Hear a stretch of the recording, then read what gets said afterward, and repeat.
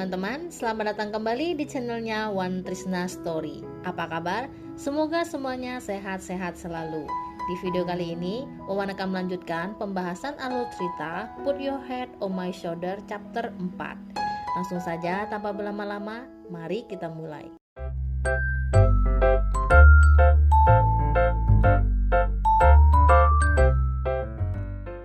Sebelumnya, Momo yang merasa sakit di perutnya lalu pingsan. Di rumah sakit, Momo pun diperiksa. Sakit perut yang dialami Momo karena sebelumnya Momo memakan makanan yang kotor. Wei pun membawa Momo ke rumah sakit dan menjaga Momo. Momo lalu terbangun, ternyata Wei menimpa selang infus Momo. Keesokan harinya, Wei membeli sarapan untuk Momo. Di tempat makan ini, Wei mendapat panggilan dari Fu Fei yang meminta bantuan kepada Wei, yaitu untuk mengantar sepatu olahraga Fu Fei yang berada di asrama. Menyuruh Wei mengantar sepatunya karena Fu Fei sedang menginap di tempat pelatihan dan untuk dipakai pertandingan nantinya.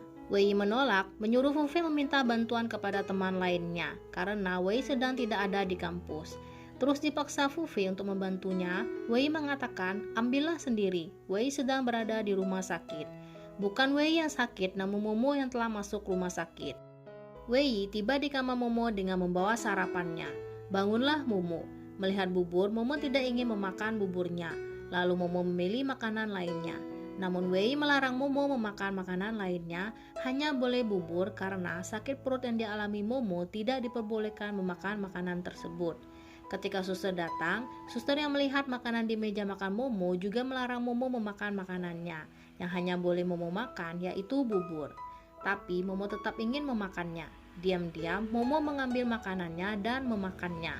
Si dokter pun datang. Tidak ingin dimarahi oleh si dokter karena Momo telah memakan makanan yang tidak boleh dimakan Momo. Wei menghampiri si dokter dan melarang si dokter memeriksa Momo dengan mengatakan, "Jangan melihat pacarku."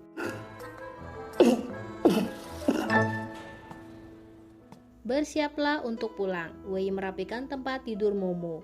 Momo menanyakan apakah Wei punya ikat rambut, yang tentu saja Wei tidak memilikinya. Selesai merapikan tempat tidur Momo, Wei pergi mengurus proses pemulangan Momo dan mengambil obat Momo. Ketika akan menuju kamar Momo, Wei mendengar kata ikat rambut dari seorang ibu dan anaknya. Teringatlah Wei sebelumnya Momo menanyakan ikat rambut kepada Wei. Lalu Wei dengan polosnya meminta ikat rambut kepada anak tersebut. Anak tersebut tidak ingin memberikan ikat rambutnya. Karena tidak mau memberi ikat rambutnya, lalu Wei berinisiatif untuk membeli ikat rambut tersebut. Bermaksud sampai di kamar Momo, Wei memberi ikat rambutnya, namun Wei tidak jadi memberi ikat rambutnya karena Wei melihat Fu Fei yang telah datang. Merasa khawatir, Fu Fei menanyakan keadaan Momo.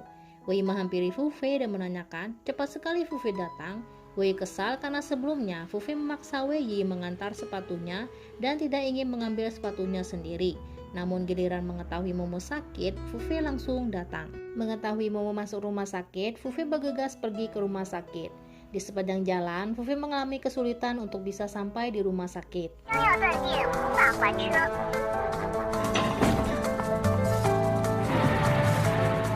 Fu Fei berterima kasih kepada Wei yang sudah sangat membantunya menjaga Momo.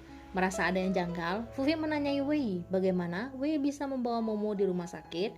Baru Wei mau menjelaskan karena Momo tinggal di rumah Wei. Momo mematahkan kata-kata Wei dengan menjelaskan Momo dan Wei bertemu di jalan. Lalu Momo meminta Wei menemani Momo.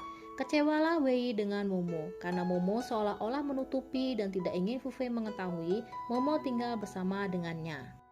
Momo dan Fu Fei yang jalan duluan bertemu dengan si dokter. Si dokter menanyakan kepada Momo di mana pacar Momo. Melihat Fu Fei, si dokter bertanya lagi apakah pacar Momo meminta Fu Fei membantu Momo. Kagetlah Fu Fei yang mendengar kata pacar dari si dokter. Tidak ingin Fu Fei salah paham, Momo mencoba menjelaskan kepada si dokter. Namun si dokter terus mengoceh. Jangan terlalu sering dirawat. Momo akan membuat pacar Momo khawatir dan akan gila. Melihat Wei datang, si dokter pun pamit pergi kepada Momo dengan mengatakan pacar Momo sudah datang. Menuju pulang, terlihat raut wajah Fu Fei yang sedih mendengar kata pacar dari si dokter. Lalu Fu Fei menanyakan kepada Wei kenapa si dokter bilang Wei adalah pacarnya Momo. Wei memberitahu Fu Fei si dokter tersebut telah salah paham. Senanglah Fu Fei, ternyata si dokter hanyalah salah paham saja. Lalu Fu Fei mengatakan, benar juga, wanita tipe Wei bukanlah tipe seperti Momo. Ketika sampai di asrama sekolah, Fu Fei terlebih dulu turun dari mobil dan Momo yang ingin turun ke arah pintu mobil Fu Fei langsung menutup pintu mobilnya. Melihat itu, lalu Wei membantu Momo membukakan pintu mobilnya, namun keduluan oleh Fu Fei. Sebenarnya, Fu Fei tidak bermaksud langsung menutup pintu mobilnya. Fu Fei tidak mengira Momo akan turun ke arah pintu mobil Fu Fei. Berlarilah Fu Fei menuju arah pintu mobil Momo dan membukakan pintu mobil untuk Momo. Kejadian ini membuat Wei bertambah kecewa, merasa sia-sia telah mengkhawatirkan Momo. Setelah mengantar Momo di asramanya, Fu Fei bertemu dengan teman Momo ini lagi. Lalu Fu Fei membantu teman Momo ini membawakan barang bawaannya. Teman Momo memberitahu Fu Fei, Momo tidak tinggal di asrama. Kenapa Fu Fei berada di sini? Apakah Fu Fei tidak mengetahuinya? Dengan perasaan kecewa karena hanya Fu Fei yang tidak mengetahui Momo tidak tinggal di asrama, Fu Fei mengelak. Tentu saja Fu Fei mengetahuinya. Baru saja Fu Fei mengantar Momo pulang. Di ruangan Profesor Chiang yang bersama dengan Pak Wang dihampiri oleh seorang murid yang mengadu kepada Profesor Chiang, senior Xu Yin telah merendahkannya dengan menandai laporannya tanpa sepengetahuannya. Siapa murid ini? Murid ini bernama Chole, jurusan matematika yang lulus ujian dari Profesor Chiang sewaktu Wei tidak ikut ujian karena tidak membawa kartu ujiannya. Chole kesal dan berdebat dengan Xu Yin karena perkataan Xu Yin yang mengatakan Wei saja bisa menerima keputusan darinya. Kenapa Chole tidak? Chole merasa Chole terlalu dibandingkan dengan Wei. Chole adalah murid Profesor Chiang, bukannya murid dari senior Xu Yin. Chole bisa menjadi murid Profesor Chiang karena kemampuannya, sedangkan Wei bisa menjadi murid dari Profesor Chiang karena Wei curang. Datanglah Xu Yin untuk menjelaskan. Xu Yin menandai laporan Chole agar Chole ingat bahwa Chole membuat kesalahan di laporannya. Ini adalah bentuk bantuan Xu Yin kepada Chole. Namun Chole tidak menerimanya. Bukan untuk membandingkan Chole dengan Wei, namun Xu Yin hanya memberi contoh orang yang bisa berterima kasih atas bantuan yang diberikan Xu Yin. Untuk menyelesaikan perdebatan antara Chole dan Xu Yin, Profesor Chiang dan Pak Wang lalu memeriksa laporan Chole. Didapatilah hasil laporan yang dibuat Chole memang salah. Dan untuk membuat Chole tenang, Pak Wang mengatai tulisan Xu Yin jelek. Selanjutnya, datanglah Wei yang ingin memberikan hasil laporan eksperimennya. Selain Chole, Pak Wang pun tidak menyukai Wei karena di waktu ujian sebelumnya, Pak Wang menjadi pengawas dan mendapati Wei tidak membawa kartu ujian. Di situasi yang sedang memanas antara Chole dan Xu Yin, Wei justru mengatakan kepada Chole, Wei telah melihat laporan Chole. Di laporannya ada yang salah. Wei telah menandai dengan menulis jawaban yang benar. Chole bertambah kesal lagi ketika Profesor Chiang memeriksa laporan Wei. Profesor Chiang menyukai laporan yang dibuat Wei tersebut. Wei yang berada di kamar asramanya mengemas barang-barangnya untuk pindah ke rumahnya karena eksperimen Profesor Chiang berada di kampus lama. Kampus lama tidak jauh dari rumah Wei. Untuk itu, Wei pindah ke rumahnya.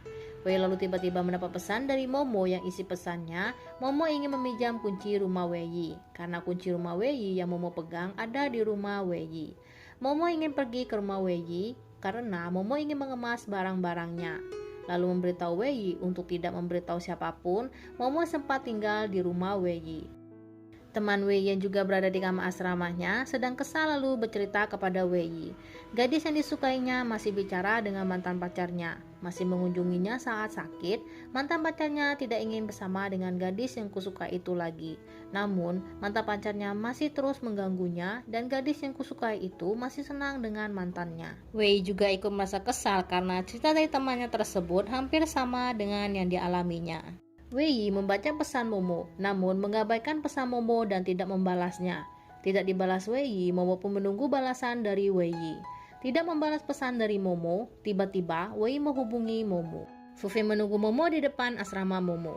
Tiba-tiba Fu Fei melihat Wei. Segera Fu Fei bersembunyi. Lalu Fu Fei melihat Momo keluar dari asramanya dan pergi bersama Wei. Ketika menjemput Momo, Wei masih tampak kesal, bersikap jutek kepada Momo karena Momo menyuruh Wei untuk tidak memberitahu siapapun Momo pernah tinggal di rumahnya. Ditambah lagi, sebelumnya Wei mendengar cerita dari temannya yang hampir sama dialaminya sekarang. Merasa curiga, Fu Fei membutuhkan Momo dan Wei. Betapa kaget Fu Fei melihat Momo bersama Wei menuju rumah Wei. Sedih melihat Momo dan Wei bersama, Fu Fei menyuruh supir taksinya untuk pergi saja. Di dalam mobil, supir taksi mengira Momo adalah pacarnya Fufe bercerita mengenai pernah ada penumpangnya yang mengalami hal yang sama dengan Fufe. Penumpangnya tersebut mendapati pasangannya berselingkuh dan berhubungan. Mendengar kata berhubungan dari si supir, Fufe yang takut jika Wei melakukan sesuatu kepada Momo langsung menyuruh si supir untuk kembali ke rumah Wei. Di rumah Wei, Momo mengemas barang-barangnya untuk pindah dari rumah Wei. Wei masih saja bersikap jutek melihat Momo dengan sinis. Melihat sikap Wei, Momo kebingungan lalu menanyai Wei apakah suasana hati Wei sedang tidak baik. Tiba-tiba Momo pergi ke kamarnya. Kagetlah Wei mengira Momo marah lalu pergi dari rumah Wei. Momo pergi ke kamarnya untuk mengambil spray yang dicuci Momo kemarin. Ingin menjemur spraynya yang belum kering tersebut yang nantinya untuk dipakai Wei. Setelah spraynya kering, Momo menyuruh Wei memasang spraynya sendiri. Terjadilah perdebatan di sini. Di sisi Wei menyuruh Momo menunggu spraynya kering karena Wei tidak bisa memasangnya. Jika Momo tidak mengganti spraynya sekarang, Wei tidak ada tempat untuk tidur. Di sisi Momo akan membantu Wei memasang spraynya saat Momo sempat nanti. Namun Wei menolak Momo memasangnya nanti. Kesal dengan sikap Wei, Momo menggumam ingin memukul Wei. Gumaman Momo tersebut didengar oleh Wei. Dengan rasa kesal, Momo menyuruh Wei membantu Momo menjemur spray tersebut. Pergilah Wei membantu Momo dengan perasaan takut karena sebelumnya Wei mendengar gumaman Momo yang akan memukul Wei. Momo lalu menyuruh Wei memegang sisi spray lainnya. Bersiaplah spray untuk dijemur. Namun Wei yang mengira Momo akan memukulnya melepaskan pegangannya yang membuat spray tersebut jatuh. Karena jatuh, Momo berpikir untuk mengambil spraynya dengan menggunakan tongkat. Namun Wei mengira Momo mengambil tongkatnya untuk memukulnya. Tersenyumlah Momo melihat tingkah Wei tersebut. Lalu Momo mengajak Wei pergi untuk mengambil spraynya. Ketika akan mengambil spray yang tersangkut di dahan pohon, Wei pasrah atas perlakuan Momo yang terus menyuruh dan terus memerintah Wei. Sikap pasrah Wei tersebut membuat Momo senang dan tidak marah lagi. Melompatlah Wei untuk menggapai spraynya. Yang akhirnya, spray tersebut dapat digapai Wei. Spraynya jatuh dan menutupi tubuh Momo. Wei lalu membantu Momo mengambil spray yang menutupi tubuh Momo. Ketika Wei mengambil spraynya, inilah yang terjadi. Tiba-tiba klakson mobil berbunyi. Kagetlah Momo dan Wei. Sampailah Fufe. Melihat kejadian tersebut, perasaan Fufe bercampur aduk, sedih, kecewa, cemburu. Melihat Fufe yang datang, Momo dan Wei kebingungan mengapa Fufe bisa ada di sini. Di rumah Wei, di balik rasa sedihnya, Fufe berpura-pura untuk mencairkan suasana. Merasa sikap Fufe aneh, Wei lalu menjelaskan semua ini hanya salah paham dan semua ini tidak seperti yang Fufe pikirkan. Fufe tidak menghiraukan omongan Wei karena nyatanya Momo dan Wei tinggal satu rumah. Kembali lagi, Fufe bertingkah aneh setelah melihat spray Wei. Fufe kecewa karena di antara Momo dan Wei tidak ada yang memberitahunya bahwa Momo dan Wei telah tinggal satu rumah. Dengan rasa kecewanya, terutama kepada Momo, Fufe menanyakan bagaimana bisa Momo merahasiakan dari teman baiknya ini bahwa Momo tinggal bersama dengan Wei. Momo tidak boleh begitu kepada teman baik Momo. Diam dan membisu selama Fufe mengoceh. Akhirnya mendengar kata teman dari Fufe, Momo angkat bicara. Sebenarnya apa hubungan Momo dan Fufe? Seorang teman seharusnya melakukan apa? Dan jawaban Fufe adalah, sebagai teman Momo, Fufe merasa Wei sangat cocok dengan Momo. Semoga Momo bahagia dengan Wei. Mendengar perkataan Fufe, terlihat raut wajah Momo tampak menahan untuk tidak menangis. Lalu pamitlah Fufe pergi dengan mengatakan Fufe tidak akan mengganggu Momo dan Wei lagi.